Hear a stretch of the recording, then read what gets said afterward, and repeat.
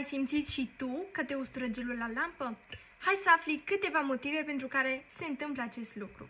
În primul rând, trebuie să știm ce înseamnă polimerizare, iar aici intervine chimia din clasa a 10-a pe care o voi simplifica.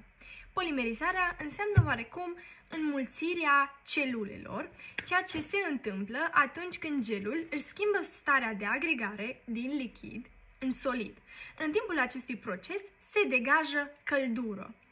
Cu cât gelul își schimbă starea de agregare mai rapid, cu atât căldura se va degaja mai rapid și mai puternic.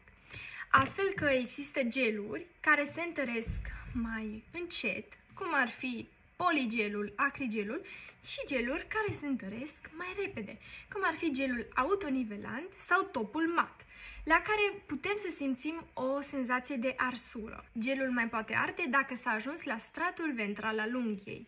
Aici unghia va fi moale, fragilă, roșiatică, sensibilă chiar și la lovituri foarte ușoare. Să nu uităm de lampă. Dacă aceasta are mai mult de 50 de W, reacția de polimerizare va fi accelerată, rezultatul fiind o arsură mai puternică.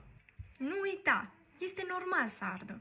În acest caz, poți să scoți mâna din lampă și să pui înapoi. Nu este bine să suportați această durere pentru că poate cauza probleme asupra plăcii unghiale.